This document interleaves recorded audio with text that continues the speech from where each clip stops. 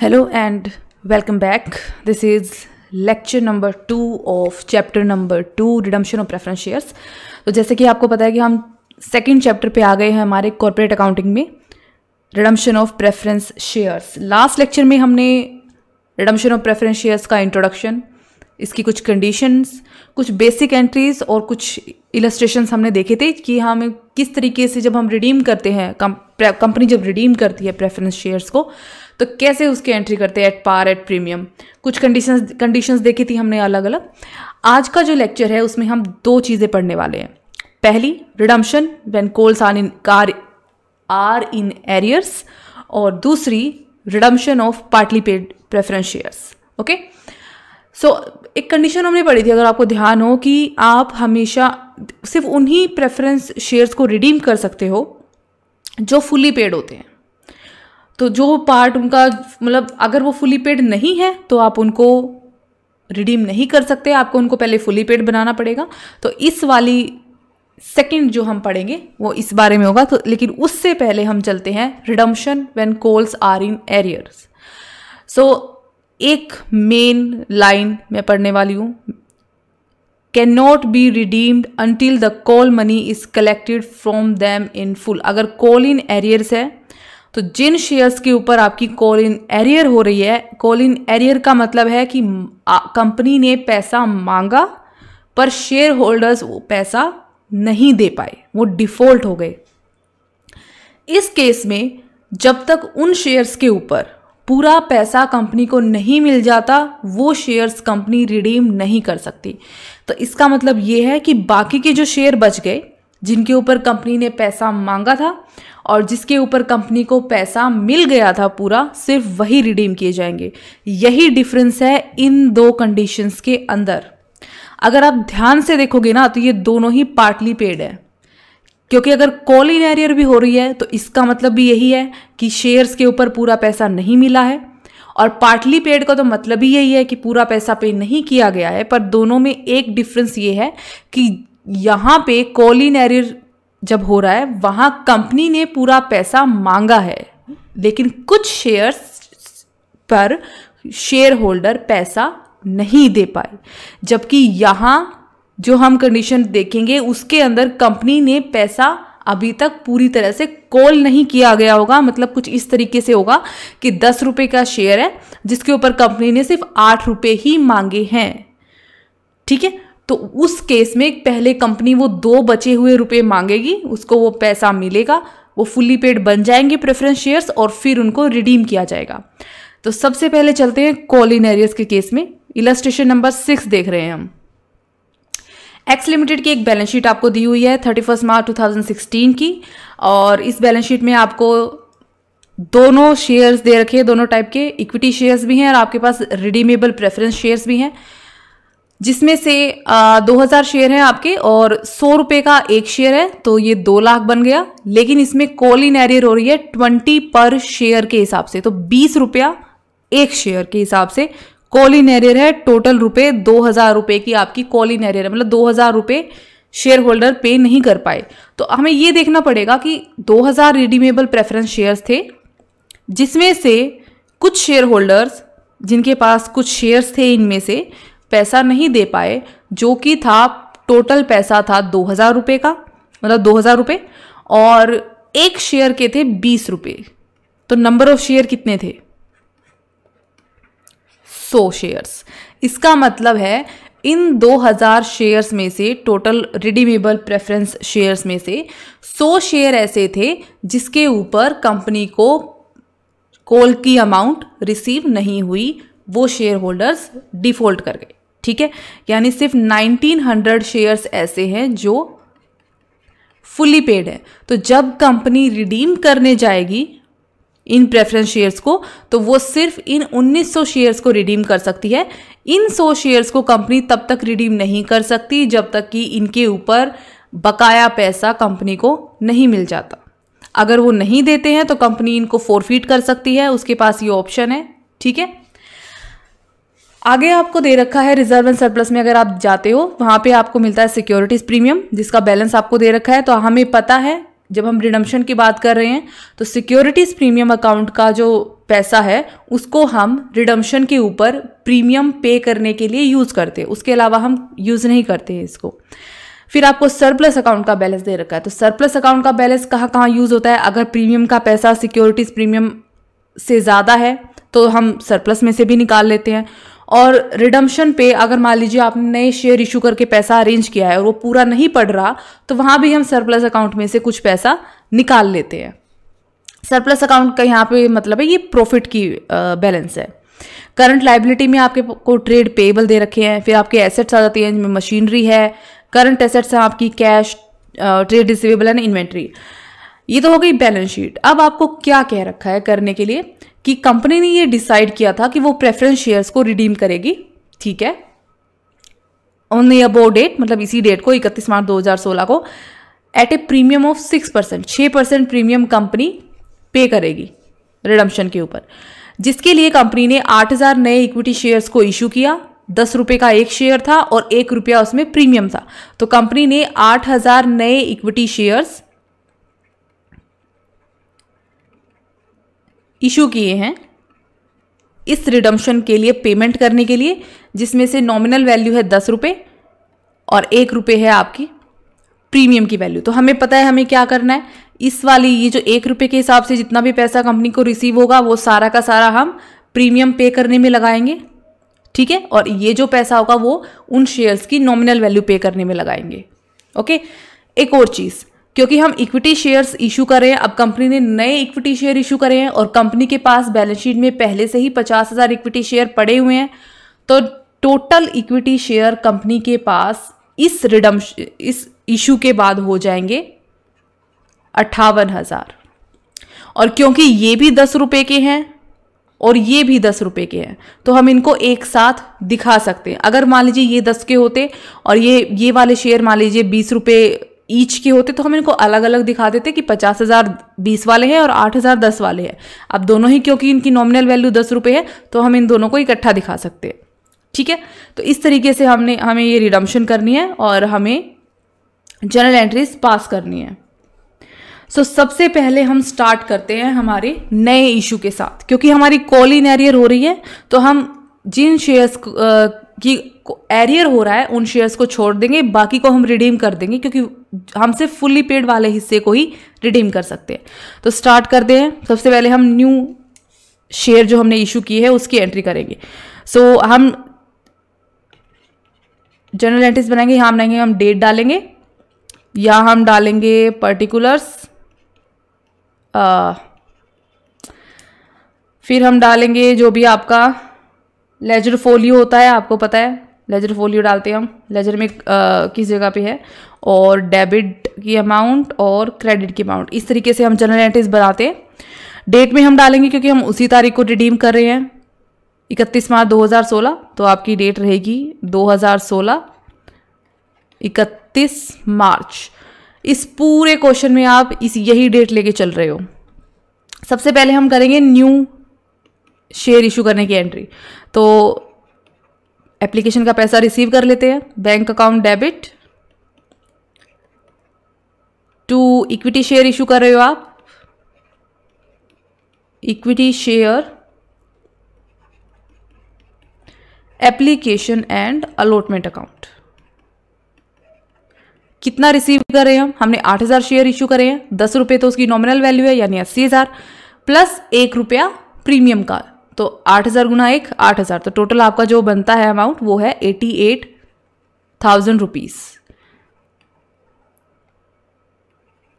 Okay, अब हम क्या करेंगे, शेयर एप्लीकेशन अलॉटमेंट अकाउंट में हमारे पास पैसा पड़ा है जिसको कंपनी को अलग अलग अकाउंट्स में डिवाइड करना है। कैपिटल अकाउंट में ट्रांसफर करना है, प्रीमियम है तो सिक्योरिटीज प्रीमियम में डालना है, कुछ अगर एडवांस होता तो वैसे एडजस्ट करते हम।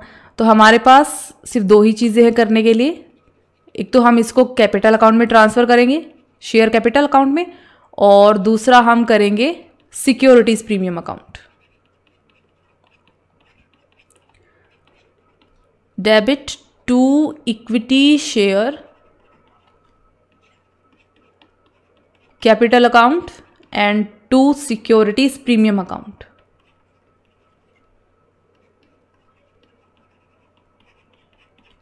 ठीक है। तो शेयर एप्लीकेशन अलॉटमेंट अकाउंट में हमारे पास कितनी अमाउंट है, 88,000 रुपीज़, जिसमें से 10 रुपये के हिसाब से 80,000 है हमारी कैपिटल नॉमिनल वैल्यू जो कि शेयर कैपिटल अकाउंट में जाएगी, और 8,000 है प्रीमियम।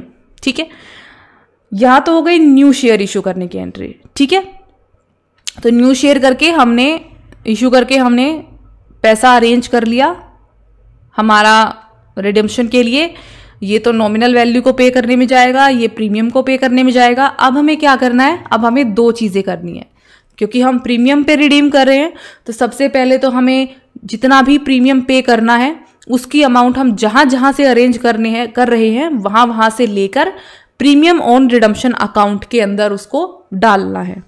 दूसरी चीज़, जो हम नए शेयर इशू करके जितनी अमाउंट हम अरेंज कर पाए 80,000, ये अगर हमें जितनी टोटल अमाउंट चाहिए थी उससे कम है, तो बाकी का जो बचा हुआ पैसा है वो सरप्लस अकाउंट से लेकर हमें कैपिटल रिडम्पशन रिजर्व अकाउंट में डालना है, ताकि हम उसका पैसे का इस्तेमाल इसी पर्पस के लिए कर सकें।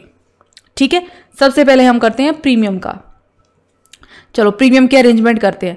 तो हमें पता है हमारे पास सिक्योरिटीज प्रीमियम अकाउंट है जिसमें हमारे पास 1,600 रुपये पड़े हुए हैं। प्रीमियम जो हमें चाहिए रिडम्पशन पे, हमें कितना प्रीमियम चाहिए, अब हम ये चीज़ भी कैलकुलेट करनी पड़ेगी कि आखिर आपको कितना प्रीमियम पे करना है रिडम्पशन के ऊपर। तो देखो यहाँ हमें नंबर ऑफ शेयर नहीं कह रखा कि कितना आपको रिडीम करना है, आपको सिर्फ ये बोल रखा है आपको प्रेफरेंस शेयर रिडीम करने हैं। इसका मतलब है सारे ही रिडीम करना चाहती थी कंपनी, पूरे 2,000 शेयर्स। वो तो उनके ऊपर कॉल इन एरियर है। अब जिसके ऊपर कॉल इन एरियर है उसको फुली पेड बनाएगी कंपनी, या कॉल जब उसको रिसीव होंगी तब उनको भी करेगी। पर एक बार के लिए तो सभी शेयर्स की रिडम्पशन की बात करें ना हम, तो ये जो 6% प्रीमियम है ये भी सभी शेयर्स के ऊपर ही होना था। तो 2,000 शेयर और एक शेयर आपका है 100 रुपये का, यानी ये 2 लाख की अमाउंट होती है इन प्रेफरेंस शेयर्स की, जिसका 6% अगर आप निकालो तो बनता है 12,000। यानी जो प्रीमियम की अमाउंट कंपनी को चाहिए थी वो थी 12,000। ठीक है, इस 12,000 में से 1,600 तो आपके आ गए जो पहले से ही सिक्योरिटीज प्रीमियम का पैसा पड़ा हुआ है। बाकी के 8,000 आ गए सिक्योरिटीज प्रीमियम अकाउंट में, और नया पैसा आ गया और जुड़ गया नए शेयर इशू करने की वजह से। 9600 हो गए, टोटल आपको 12,000 चाहिए थे, तो 9600 तो यहाँ से आ गए। जो बाकी का बैलेंस बच गया 2400 का, वो हम कहाँ से लेंगे, वो हम लेंगे सरप्लस अकाउंट में से। ठीक है, तो एंट्री करते हैं हम सबसे पहले सिक्योरिटीज प्रीमियम अकाउंट डेबिट, जिसमें से हम टोटल पैसा ले रहे हैं 9600, जिसमें से 8,000 तो हमारा नए शेयर इशू करने के वजह से सिक्योरिटीज प्रीमियम अकाउंट में आ गया, और 1,600 पहले से ही रखा हुआ था। बाकी का बैलेंस हम ले लेंगे सरप्लस अकाउंट में से 2400। टोटल अमाउंट जो हमें चाहिए थी, जो हम प्रीमियम और रिडम्पशन में ट्रांसफर कर रहे हैं,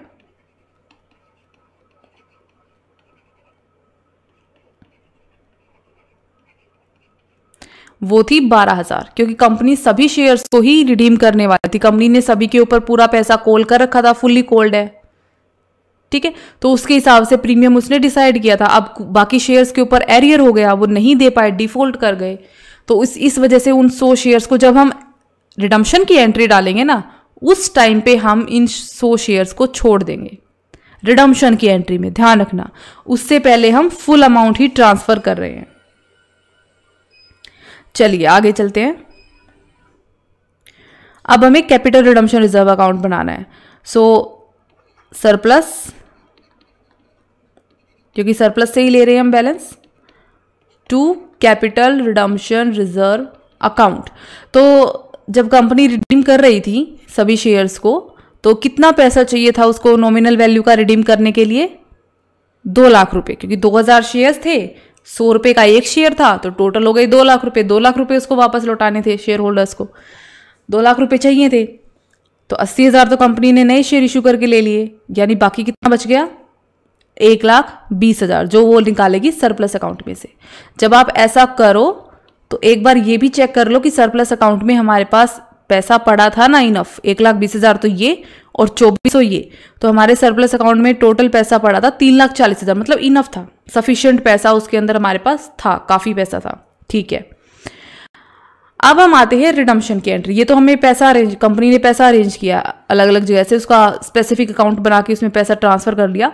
अब एक्चुअल रिडम्पशन की हम 2 एंट्रीज डालेंगे। पहली एंट्री जिसके अंदर हम प्रेफरेंस शेयर होल्डर्स अकाउंट को क्रेडिट करेंगे, उस अमाउंट से जो आप एक्चुअल में रिडीम कर रहे हो और उनको दे रहे हो, एक्चुअल जो पेमेंट कर रहे हो आप। और लास्ट एंट्री हम डालेंगे जब आप कंपनी एक्चुअल में वो पैसा कंपनी के बैंक अकाउंट से जाएगा। ठीक है, सो सबसे पहले एंट्री करते हैं हम। 12% हमारे पास ये प्रेफरेंस शेयर थे, redeemable preference share capital account, क्योंकि इसमें हम नॉमिनल वैल्यू डालेंगे जो हम पे कर रहे हैं। यहां हम आ जाएगा हमारा premium on redemption account.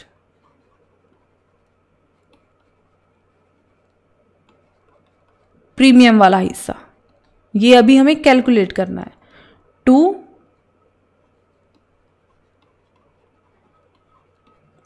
Redeemable preference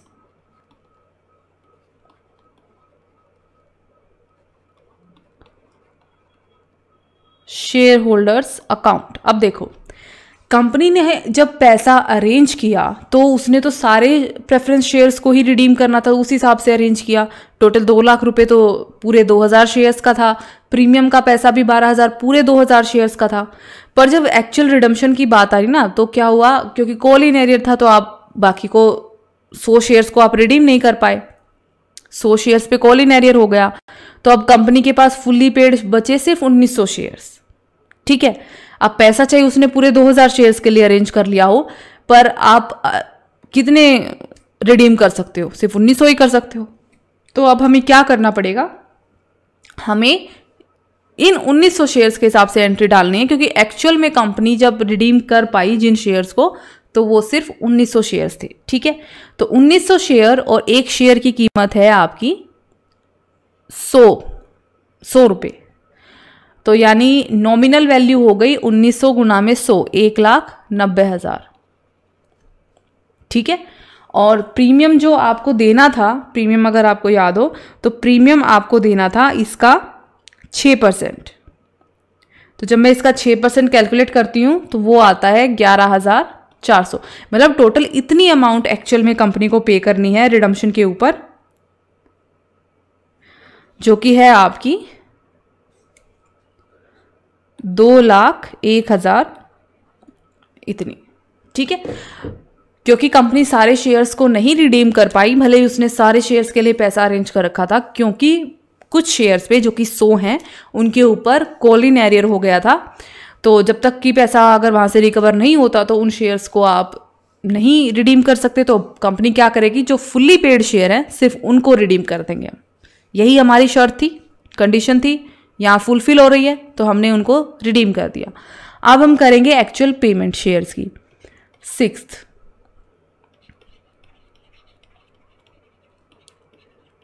redeemable preference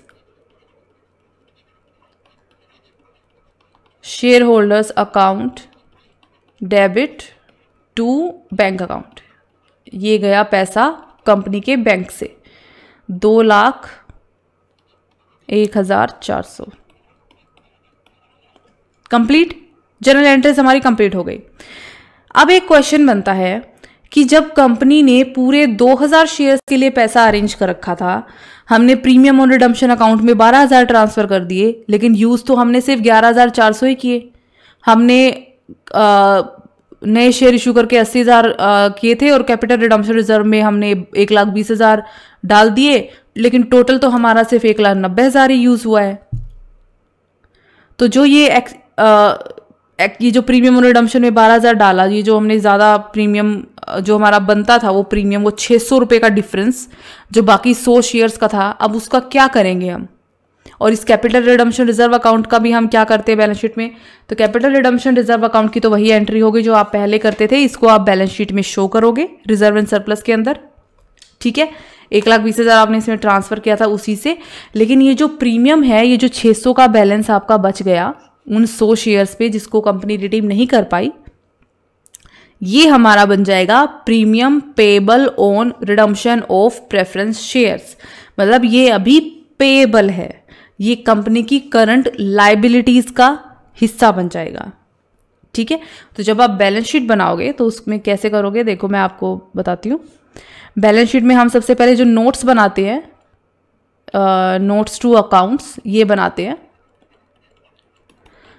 तो सबसे पहले हमें करनी है कैपिटल, क्योंकि बैलेंस शीट में ये हमने कैपिटल दिखा रखी, शेयर्स दिखा रखे हैं, इसकी क्या एडजस्टमेंट होगी। तो जो हमारी issued, subscribed and fully paid जो कैपिटल है, जिसके ऊपर सब कुछ कॉल भी हो चुका है, पे भी हो चुका है, वो कितनी है। एक तो ये 50,000 इक्विटी शेयर जो पहले से ही पड़े हुए हैं हमारे पास, फुली कॉल्ड फुली पेड है। ठीक है, दूसरी ये 8,000 इक्विटी शेयर्स जो आपने नए इशू करे, 10 रुपये 11 रुपये मांगे थे कंपनी ने टोटल, कंपनी को 11 रुपये के हिसाब से पूरी अमाउंट एप्लीकेशन के साथ ही मिल गई, यानी ये भी फुली पेड है। तो इस वक्त कंपनी के पास जो फुली पेड जो कैपिटल है वो है 58,000 shares at the rate of 10। Nominal value डालते हैं हम यहाँ पे सिर्फ, क्योंकि प्रीमियम वाला जो 1 रुपया है वो कहाँ जाएगा, सिक्योरिटीज प्रीमियम अकाउंट में। तो ये हो गई आपके पास 5,80,000। ठीक है, ये तो है फुली पेड। लेकिन कंपनी के पास कुछ शेयर ऐसे भी हैं जो सब्सक्राइब्ड हैं, मतलब किसी के पास हैं, शेयर होल्डर्स के पास, लेकिन वो फुल्ली पेड नहीं है। कौन से शेयर्स हैं जो कितने शेयर्स है जो कंपनी के पास फुल्ली पेड नहीं है, याद करो। ये 100 शेयर्स, ये फुल्ली पेड नहीं है। कंपनी ने इनके ऊपर पूरा 100 रुपया मांग लिया, लेकिन 20 रुपये के इसके ऊपर पे नहीं हो पाया, तो ये कॉल इन एरियर हो गया। ठीक है, तो ये जो 100 शेयर्स थे जिनका नॉमिनल वैल्यू था 100 रुपये, यानी टोटल हो गया 10,000 रुपये, पर इन 100 शेयर्स के ऊपर 20 रुपये कंपनी को रिसीव नहीं हुए, यानी 2,000 रुपये। तो कंपनी का जितना रिसीव हुआ है वो है 8,000। तो नॉट फुल्ली पेड कैपिटल इस वक्त कंपनी के पास है 8,000, जो जिस वजह से ये फुल्ली पेड नहीं है, क्योंकि इसके ऊपर 2,000 कंपनी को नहीं मिले हैं। ठीक है, और इसी के ऊपर हमारा प्रीमियम करंट लायबिलिटी में शामिल हो गया, प्रीमियम पेएबल की वजह से 600 रुपये का। अब हम आते हैं रिजर्व एंड सरप्लस के ऊपर। तो रिजर्व एंड सरप्लस में कैसे, क्या फर्क पड़ा इस रिडम्पशन का। रिजर्व एंड सरप्लस में एक फर्क तो ये पड़ा कि हमने पूरा का पूरा सिक्योरिटीज प्रीमियम अकाउंट का पैसा यहां से हमने ले लिया, खत्म कर दिया। वो जो 600 रुपये बच गए ना प्रीमियम के, वो हमारी करंट लायबिलिटी बची है, वो पेएबल है, वो करंट लायबिलिटी में आएगा। अभी कंपनी को वो पे करने हैं जब भी वो रिडीम करेगी। ठीक है, ये सिक्योरिटीज प्रीमियम का पैसा हम पूरा यूज कर चुके हैं, यहां से सिक्योरिटीज प्रीमियम अकाउंट खत्म हो गया, ये 1,600 रुपये हम यूज कर चुके हैं। सरप्लस अकाउंट में जो बैलेंस था 3,40,000, इसमें से भी हम पैसा निकाल चुके हैं। 2,400 तो ये निकाले थे और 1,20,000 ये निकाले थे। ठीक है, तो इसका बैलेंस भी खत्म हो गया। लेकिन रिजर्व एंड सरप्लस में एक अकाउंट जुड़ गया हमारा, कैपिटल रिडम्पशन रिजर्व अकाउंट। जब हमने स्टार्टिंग में पढ़ा था तो हमने देखा था कि हम कैपिटल रिडम्पशन रिजर्व अकाउंट को रिजर्व एंड सरप्लस के अंदर शो करते हैं। तो यहाँ पे आ जाएगा हमारा कैपिटल रिडम्पशन रिजर्व, जिसमें हमने 1,20,000 रुपये ट्रांसफ़र किए थे, और जो हमारा सरप्लस अकाउंट का बैलेंस है वो हो जाएगा आपका 3,40,000 माइनस 1,20,000 जो हमने CRR में ट्रांसफ़र कर दिए, और माइनस 2,400 जो हमने प्रीमियम के लिए लिए हैं। तो आपके पास ये बैलेंस बच जाएगा 2,17,600। ठीक है। तीसरी चीज आती है, एक चीज ऐड हो गई हमारे पास अदर करंट लायबिलिटीज नाम से,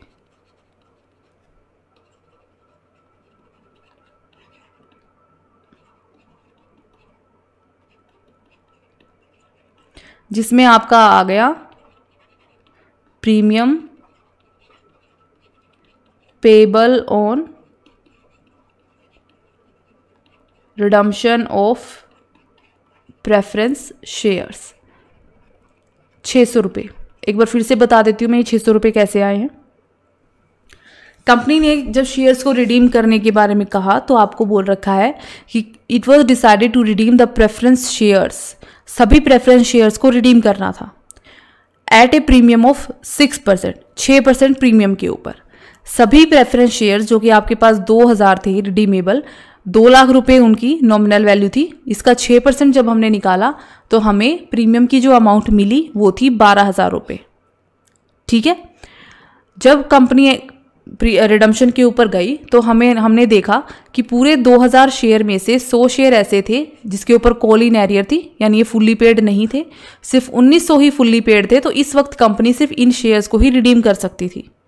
तो इन शेयर्स को जब कंपनी रिडीम करने गई तो इनकी नॉमिनल वैल्यू बनती है 100 रुपये के हिसाब से 1,90,000 और इसका 6% बनता है 11,400।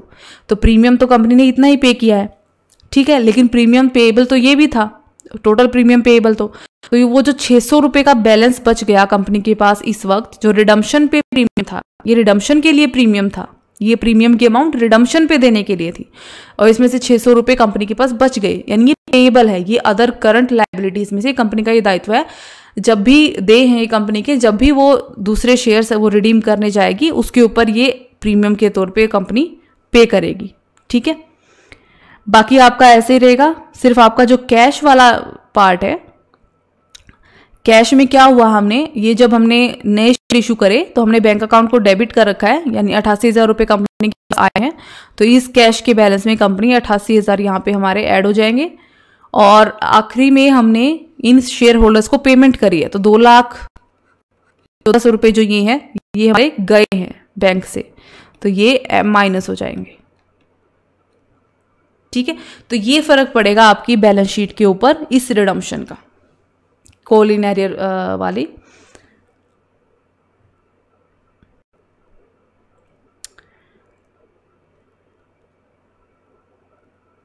इस तरीके से होगा आपका क्वेश्चन, जब आपको क्वेश्चन में ये कह रखा हो कि कंपनी प्रेफरेंस शेयर्स को रिडीम कर रही है सभी को, और फिर आपको ये बता रखा हो कि कुछ शेयर्स ऐसे हैं जिसके ऊपर कॉल इन एरियर हो रखा है, एरियर हुए हैं, वो डिफॉल्ट किया है कुछ शेयर होल्डर्स ने, तो वहाँ पे किस तरीके से एडजस्टमेंट की जाती है ये हमने अभी। चलिए अब आगे बढ़ते हैं और जो नेक्स्ट टॉपिक है हमारा आज का वो हम देखते हैं, redemption of partly paid preference shares. यहाँ हम जिन शेयर्स की बात कर रहे हैं, जिन प्रेफरेंस शेयर्स की बात कर रहे हैं वो पार्टली पेड है। तो इसका मतलब ये है, मान लीजिए कि कंपनी ने 10 रुपये के प्रेफरेंस शेयर्स इशू किए थे रिडीमेबल, और कंपनी ने उसके ऊपर जो है कंपनी को अभी 8 रुपये मिले हैं या 5 रुपये मिले हैं या 7 रुपये मिले हैं, मतलब पूरे रुपए नहीं मिले हैं, लेकिन कोई कॉल इन एरियर नहीं है, किसी शेयर होल्डर ने डिफॉल्ट नहीं किया है। बस मामला ये है कि नॉमिनल वैल्यू से कम अभी कंपनी को उसके ऊपर रिसीव हुआ है। तो कंपनी क्या कर सकती है, कंपनी उसके ऊपर जो बाकी का बचा हुआ पैसा है, 2 रुपये बचे हैं या 3 रुपये बचे हैं, जितने भी आपका बचता है रहता है, उसको कॉल कर सकती है। तो फाइनल कॉल एक कर सकती है कंपनी कॉल करेगी, शेयर होल्डर्स पैसा दे देंगे। अगर शेयर होल्डर पैसा नहीं देंगे तो कॉल इन एरियर हो जाएगा, तो हम उस हिसाब से एंट्री करेंगे, और जब शेयर होल्डर पैसा दे देंगे तो वो फुल्ली पेड बन जाएंगे, और जब शेयर्स फुल्ली पेड बन जाएंगे तो हम उनको नॉर्मल जैसे हम रिडीम करते हैं शेयर्स को, वैसे ही सभी रिडीमेबल प्रेफरेंस शेयर्स को हम रिडीम कर देंगे। ठीक है। तो क्वेश्चन स्टार्ट करते हैं हम। इलस्ट्रेशन नंबर 7 पार्टली पेड है यहाँ पे। ठीक है। Balance sheet of A limited आपको दे रखी है 31 मार्च 2016 की। इक्विटी आपको कैसे दे रखी है, शेयर कैपिटल में आपके पास 1 लाख इक्विटी शेयर्स हैं 10 रुपये के, तो 10 लाख इसकी नॉमिनल वैल्यू है। 50,000 आपके पास रिडीमेबल प्रेफरेंस शेयर्स हैं ऑफ 10 ईच एंड 8 पेड। कोई कॉल इन एरियर नहीं है, कुछ नहीं है, सिर्फ 10 रुपये के हैं और 8 पेड हुई है। इसका मतलब 2 रुपये कंपनी ने अभी मांगे नहीं है, आप मांग लो और आप शेयर होल्डर से उनको ले लो। ठीक है, फुल्ली पेड करने के लिए। तो अभी ये फिलहाल पार्टली पेड है, मतलब कोई शेयर्स, ये जो 50 के 50,000 शेयर्स है ना, इन सभी के सभी 50,000 शेयर्स पे 2 रुपया मांगना रहता है। कोई ऐसे शेयर्स नहीं है इन 50,000 में से जिसके ऊपर कॉल इन एरियर हुआ है, जिसके ऊपर किसी शेयर होल्डर ने डिफॉल्ट किया है। पूरे 50,000 शेयर्स 10 रुपये के हैं, 10-10 रुपये के हैं एक शेयर, और सभी पे 8 रुपये के हिसाब से पैसा मिला है कंपनी को। 2 रुपया रहता है जिसे कंपनी कॉल कर लेगी और इनको फुल्ली पेड बना लेगी, और फिर हम इन सभी शेयर्स को रिडीम कर देंगे। ऊपर वाला केस में क्या डिफरेंस था, 2000 टोटल शेयर्स थे, जिसमें से 100 शेयर ऐसे थे जिसके ऊपर कॉल इन एरियर हुआ था। मतलब उन 100 शेयर्स के ऊपर 20 रुपये की कोई कॉल थी जो शेयर होल्डर्स नहीं पे कर पाए, वो डिफॉल्ट हो गए थे। ठीक है, जबकि यहाँ पे हम इसको इस तरीके से लेके चले कि 10 रुपये के शेयर है, 10 रुपये का एक शेयर है, टोटल शेयर है 50,000। कंपनी ने अभी तक मान लीजिए 8 रुपये ही मांगे हों, या कंपनी को अभी इसके ऊपर 8 ही पे हुए हैं। ठीक है, 2 रुपये कंपनी अब इन सभी शेयर्स के ऊपर मांग लेगी। सरप्लस अकाउंट में आपको दे रखा है 2,90,000 है। अब हमारे पास यहाँ पे कोई भी सिक्योरिटीज प्रीमियम अकाउंट नहीं है, तो अगर हम इन शेयर्स को प्रीमियम पे रिडीम करेंगे, इसका मतलब है वो प्रीमियम या तो न्यू इशू के साथ आएगा या फिर वो प्रीमियम इस सरप्लस में से निकलेगा। करंट लाइबिलिटी में आपके पास ट्रेड पेएबल है, एसेट में फिक्स एसेट्स, इन्वेस्टमेंट और कैश दिया हुआ है। अब हम कैसे रिडीम कर रहे हैं ये देख लेते हैं। On the above date, the directors gave notice to redeem the preference shares at a premium of 5%। तो 5% प्रीमियम पे हमें रिडीम करने, इट मीन्स हमें प्रीमियम की अरेंजमेंट करनी पड़ेगी। कैसे? रिडम्पशन के लिए कैश कंपनी ला रही है कि उसने सारी इन्वेस्टमेंट्स को 1,25,000 पे बेच दिया। ठीक है, directors desire that minimum number of fresh equity shares be issued at par issue करने हैं। तो हमने आपको ध्यान हो एक केस पढ़ा था इससे पहले लास्ट लेक्चर में, जहां हमें ये नहीं पता था कि हमें नए कितने इक्विटी शेयर इशू करने हैं, बस हमें ये पता था कि इतना पैसा हम सरप्लस में से निकाल सकते हैं, बाकी का जो बच जाएगा उसके बराबर के हमें इक्विटी शेयर्स इशू कर देने हैं। ठीक है, अब यहाँ पे ये हमें कह रहा है कि एट पार इशू करने, तो ना हमारे पास पहले से सिक्योरिटीज प्रीमियम का कुछ भी बैलेंस रखा हुआ है, ना हम जो नया इशू कर रहे हैं उस पर प्रीमियम मंगा रहे हैं। तो इसका सीधा सीधा मतलब है कि जो भी प्रीमियम आप रिडम्पशन के ऊपर पे कर रहे हो, पूरा का पूरा आप सरप्लस अकाउंट में से निकाल रहे हो। ठीक है, अब हमने इन्वेस्टमेंट भी बेची है।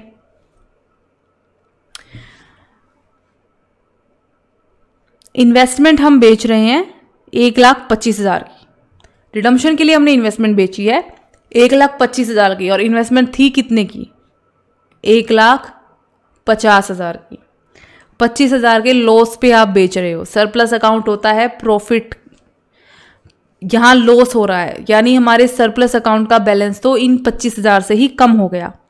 फिर हमने उसके अंदर से प्रीमियम भी निकाल लिया, तो जो बाकी का बच जाएगा उसको हम शेयर की नॉमिनल वैल्यू के लिए पे करेंगे, और जो बाकी फिर भी कम पड़ेगा पैसा, वो हम उसी के बराबर अमाउंट के शेयर्स को इशू करके निकाल लेंगे। ठीक है, अब देख लेते हैं हम कितने शेयर्स रिडीम कर रहे हैं। देखो, और उसके लिए हमें नॉमिनल वैल्यू कितनी चाहिए होगी और हमें प्रीमियम कितना चाहिए होगा। अब 50,000 प्रेफरेंस शेयर्स हैं, कंपनी सभी को रिडीम कर रही है।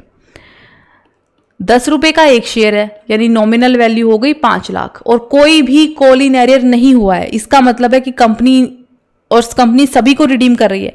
इसका मतलब कंपनी सभी को फुल्ली पेड बना लेगी। आपको 2 रुपए की कॉल में ही मांगनी है कंपनी को, वो मांग लेगी और उसको मिल जाएंगे तो हम रिडीम कर देंगे। ठीक है, तो इतना तो हो गया आपकी नॉमिनल वैल्यू। प्रीमियम है कंपनी जो दे रही है वो है 5%। इसका 5% निकाल लो, 25,000। तो ये तो है प्रीमियम की अमाउंट और ये है नॉमिनल वैल्यू। ठीक है, अब सरप्लस अकाउंट में पड़े हैं आपके 2,90,000 रुपए। यहां मेन अकाउंट तो हमारा सरप्लस ही है क्योंकि सब इसमें से ही निकल रहा है। माइनस, अब आपने इन्वेस्टमेंट बेच दी है लॉस पे, तो ये प्रॉफिट था, प्रॉफिट है और ये लॉस हो रहा है, तो इसमें से हमें माइनस करना पड़ेगा। अगर आपने प्रॉफिट पे बेच दी होती तो हमारा सरप्लस अकाउंट का बैलेंस बढ़ जाता, पैसा होता हमारे पास, लेकिन अब ये घट गया है। तो हमारे सरप्लस अकाउंट में इस वक्त जो बैलेंस बच गया वो बच गया 2,65,000। ठीक है, अब प्रीमियम के ना हमारे पास सिक्योरिटीज प्रीमियम अकाउंट है, पहले से, उसमें कोई बैलेंस नहीं है, ज़ीरो है। ना ही हम जो नए शेयर इशू कर रहे हैं उसको प्रीमियम पे कर रहे हैं, तो प्रीमियम जाएगा कहाँ से? Second option, surplus account. तो 25,000 का प्रीमियम हम किस में से निकालेंगे? सरप्लस में से। तो 25,000 की हमने प्रीमियम की यहाँ से जुगाड़ कर लिया, ठीक है। तो 2,40,000 हमारे सरप्लस अकाउंट में बच गया। तो जितना भी आपको रिडम्पशन के लिए नॉमिनल वैल्यू पे करनी थी उसमें से 2,40,000 तो सरप्लस में से निकल जाएगा। बाकी का जो बचेगा वो हमें क्या करना पड़ेगा? इक्विटी शेयर्स को इशू करना पड़ेगा। तो देखो 5 लाख टोटल चाहिए थी, 2,40,000 सरप्लस में से निकल जाएगा, बाकी कितना बच गया? 2,60,000। इसके बराबर हमें इक्विटी शेयर इशू करने पड़ेंगे। अगर आप अपनी इस बैलेंस शीट में देखोगे तो 1 लाख इक्विटी शेयर कंपनी के पास पहले से हैं जिसकी नॉमिनल वैल्यू है 10 रुपये। तो हम क्यों झंझट ले? कंपनी क्या करेगी? 10 रुपये के ही इस अमाउंट के बराबर और शेयर इशू कर देगी। 10 रुपये का एक शेयर इशू करना है, टोटल आपको 2,60,000 रुपये चाहिए।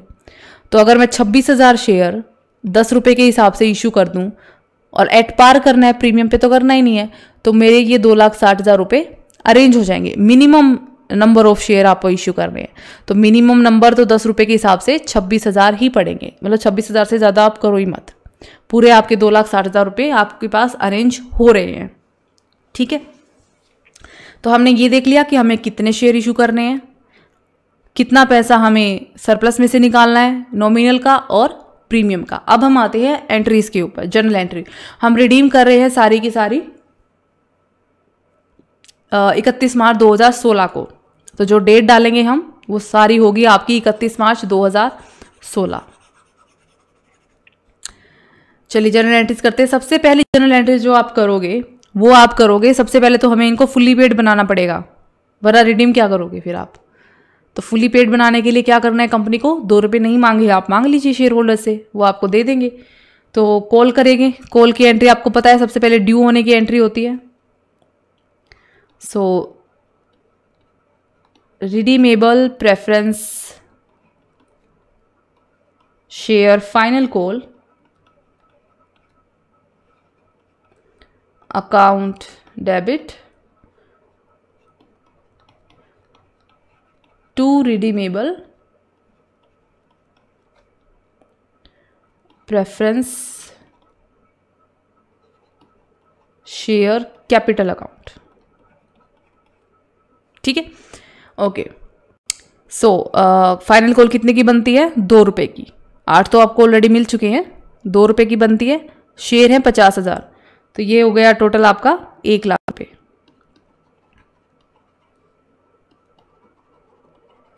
अब हम कर देंगे रिसीव होने की एंट्री। कॉल इन एरियर तो कुछ है नहीं, इसका मतलब सब कुछ रिसीव हो गया आपको। So redeemable preference, oh sorry, receive करें ना, पैसा आएगा आपके पास। सो bank account debit to redeemable preference share final call account 1 lakh. पूरा पैसा हमने अरेंज ले लिया शेयर होल्डर से। तो अब ये शेयर जो हमारे पार्टली पेड थे वो फुली पेड में कन्वर्ट हो गए। अब हम इनको करेंगे रिडीम। नेक्स्ट जो एंट्री हो रही है हमारी कि आपने इन्वेस्टमेंट बेची है, तो क्यों ना पहले इसकी एडजस्टमेंट कर ले, क्योंकि हमें सरप्लस अकाउंट में से ही प्रीमियम निकालना है। तो उससे पहले हमें देखना पड़ेगा ना कि सरप्लस में पैसा बचा कितना हमारे पास। प्रॉफिट होता तो बढ़ जाता, अब यहाँ पे लॉस हो गया, आपने कम पैसों में बेच दिया आपकी इन्वेस्टमेंट, तो अब उस लॉस को भी तो हमें घटाना पड़ेगा ना। तो सबसे पहले हम करेंगे इसकी एंट्री। तो आपने बेचा तो कैश आया होगा, बैंक अकाउंट डेबिट। क्या बेचा आपने? इन्वेस्टमेंट, ठीक है। इन्वेस्टमेंट थी आपकी 1,50,000 की, आपने उसको बेच दिया 1,25,000 पे, क्या हो गया? आप लॉस हो गया, तो सरप्लस अकाउंट आपका डेबिट हो जाएगा। सरप्लस अकाउंट का क्रेडिट बैलेंस होता है प्रॉफिट और डेबिट बैलेंस होता है लॉस, ठीक है। तो यहाँ से 25,000 इसमें से सरप्लस अकाउंट में से कहाँ गया? ये रहा, माइनस हो जाएंगे, ठीक है। अब करते हैं नेक्स्ट एंट्री। इसके बाद की एंट्री किस चीज़ की है? अगर हमें यहाँ दे रखा होता कितने शेयर इशू करने हैं तो ऑब्वियस सी बात है हम पहले शेयर इशू की एंट्री डालते नए शेयर इशू करने की। पर कितने शेयर इशू करने हैं ये तो हमें तब पता चलेगा जब हम सरप्लस में से प्रीमियम भी निकाल चुके होंगे और जो बचा हुआ पैसा है वो कैपिटल रिडम्पशन रिजर्व में ट्रांसफर भी कर चुके होंगे। फिर हमें पता चलेगा इतने रुपए बचते हैं, इसके बराबर के शेयर इशू कर दो। ठीक है, तो हम क्रोनोलॉजिकल वे में चलेंगे, एक के बाद एक। पहले क्या हुआ, फिर क्या हुआ, फिर क्या हुआ। तो पहले कंपनी ने फुली पेड बनाया शेयर्स को, फिर कंपनी ने इन्वेस्टमेंट को बेचा, तो हमें पता चला अच्छा सरप्लस अकाउंट में अब कितना पैसा हो गया, बैलेंस बचा। अब हमें क्या करना है, सरप्लस में से हमें पता है 5% प्रीमियम देना है, फुली पेड बन चुके हैं 5 लाख हमें पूरी ये देनी है नॉमिनल वैल्यू। और हमें ये भी पता है 5% प्रीमियम के हिसाब से 25,000 देना है। और हमें ये भी पता है सिक्योरिटीज प्रीमियम अकाउंट है नहीं, तो फिर हमें क्या करना पड़ेगा, अब सरप्लस में से प्रीमियम निकालना पड़ेगा ताकि हम ये देख सके कि कितने के शेयर इशू करने पड़ेंगे हमें। तो हम अब इसमें से निकाल देंगे प्रीमियम। तो सरप्लस अकाउंट डेबिट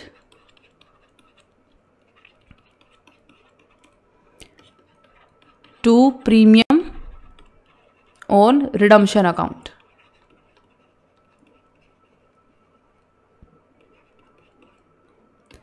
कितना, 25,000।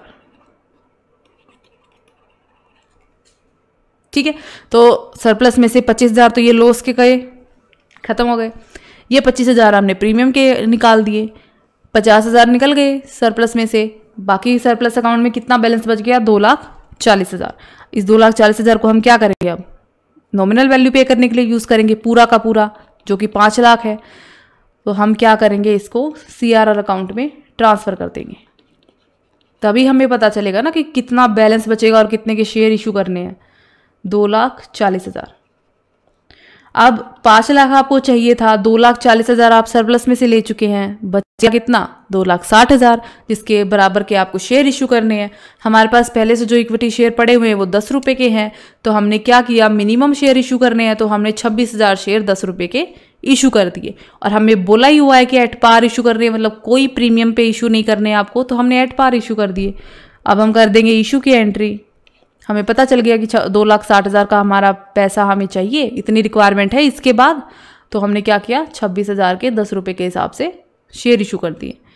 तो एंट्री बनेगी bank account debit to equity share application and allotment account, 2,60,000 की। ठीक है, अब हम क्या करेंगे, इसको शेयर कैपिटल अकाउंट में ट्रांसफ़र कर देंगे। तो आपको पता है क्या करना है, application and allotment account debit to equity share capital account, क्योंकि प्रीमियम तो कुछ है नहीं, कॉल इन एडवांस कुछ है नहीं, सारा का सारा कैपिटल अकाउंट में आपका ट्रांसफ़र हो गया। ठीक है, सब कुछ कर लिया हमने, प्रीमियम की अमाउंट अरेंज कर ली हमने, नॉमिनल वैल्यू जितनी चाहिए वो हमने अरेंज कर ली, उसके बराबर की अमाउंट। 2 ही चीज़ रह गई अब तो, शेयर होल्डर्स के अकाउंट को क्रेडिट करना उस अमाउंट से जो आपको उनको पे करनी है, और फिर उनको एक्चुअल में पेमेंट कर देनी। तो हमारे ये थे 12% रिडीमेबल प्रेफरेंस शेयर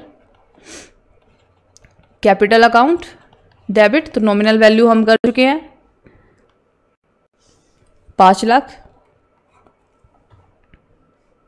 ये तो हो गई आपकी 5 लाख।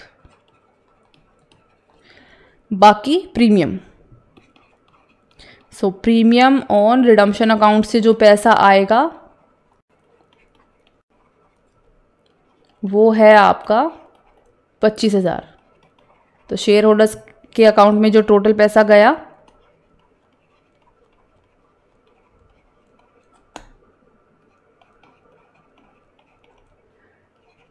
शेयर होल्डर्स अकाउंट,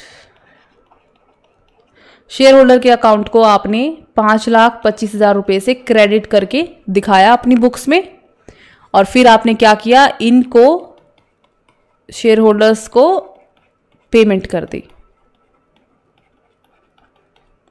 5,25,000 की। तो ये भी आपने अपने अकाउंट्स में दिखाया। ठीक है, तो इस तरीके से आप करते हो जब आपके पास पार्टली पेड शेयर होते हैं। ठीक है, तो हम क्या करेंगे, सबसे पहले कंपनी उनको फुली पेड बनाएगी, कॉल इन एरियर कुछ नहीं है, मतलब कोई डिफॉल्ट नहीं कर रहा है, बस ये है कि आपके पास 8 रुपये ही आए हैं 10 रुपये में से, मतलब जितने नॉमिनल वैल्यू से कम, तो कंपनी ने कम मांगा होगा, अभी तक फाइनल कॉल नहीं की होगी, तो कंपनी क्या करेगी, फाइनल कॉल करके पैसा मंगा लेगी। ठीक है, अब बैलेंस शीट पे इस चीज़ का क्या असर पड़ेगा, तो एक तो ये पड़ेगा कि बैंक अकाउंट, कैश और बैंक अकाउंट में से ये बैलेंस माइनस हो जाएगा आपका, आपने पेमेंट करी है।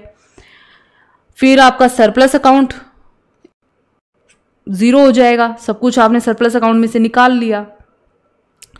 आपने नए शेयर इशू करे 2,60,000 के, तो ये आपका बैंक अकाउंट में add, cash and bank account में ऐड हो जाएगा।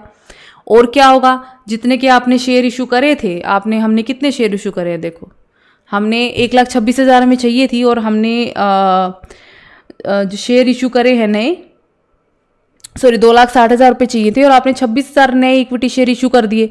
तो जो पहले से इक्विटी शेयर हैं ये भी 10 के हैं, और ये भी हमने 10 रुपये के इशू करे हैं, तो इसमें हम 26,000 शेयर्स ऐड करके दिखा देंगे। तो टोटल आपके जो शेयर हो जाएंगे वो हो जाएंगे 1,26,000। ठीक है, ये आपने रिडीम कर ही दिया है, तो ये हट जाएगा बैलेंस शीट से, बस इतना ही फर्क पड़ेगा। और आपकी इन्वेस्टमेंट हट जाएगी, क्योंकि आपने इसको बेच दिया है, इन्वेस्टमेंट भी अब आप शो नहीं कर सकते, तो ये इम्पैक्ट पड़ेगा आपका बैलेंस शीट के ऊपर। ठीक है,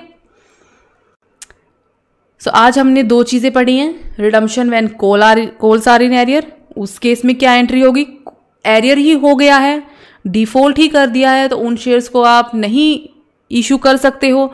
तो जो फुल्ली पेड है हम उनको कर देंगे, इन शेयर्स को हम छोड़ देंगे।